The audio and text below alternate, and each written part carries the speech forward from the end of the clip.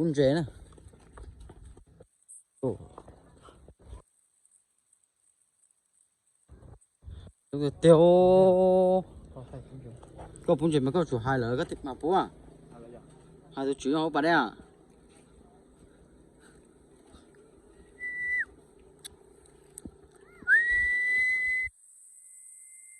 nó của tôi cho nó à, của hai đó có tôi chửi nhau nó à, của không là mỏ tôi cứ qua chỗ hai chỗ nó, cái thứ tử, của phú là của phú, trong nữa, nó xả chả rồi, bỏ nó hết vậy, Bỏ nó mà.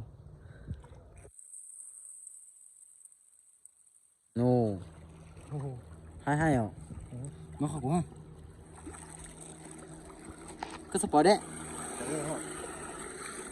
Ồ.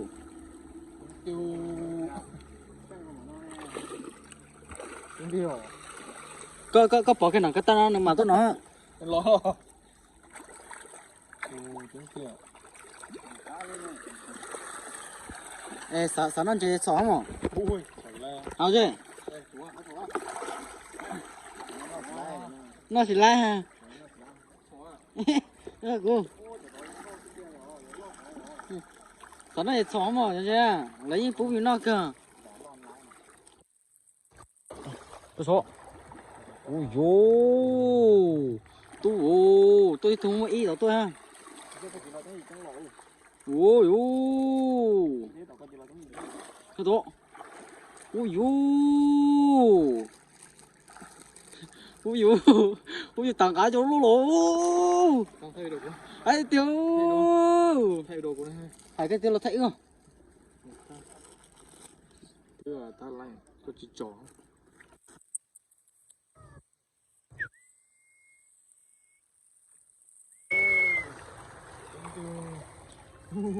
Giờ giờ nó thì bọn dễ lọ. không tiêu rồi, ôi á quá,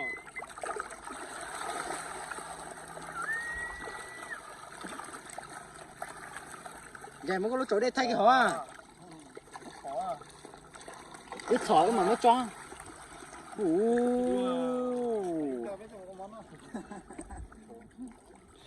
Sỏi tôi cho là sai rồi.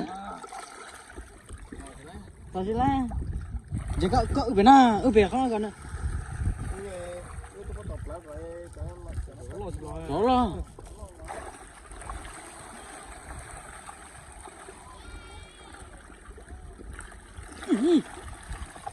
Ôi dô. Đồ thì tôi y lép lòng tao lo.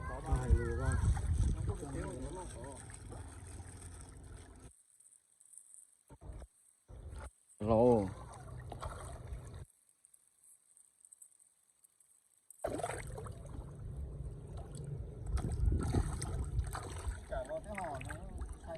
Ừ.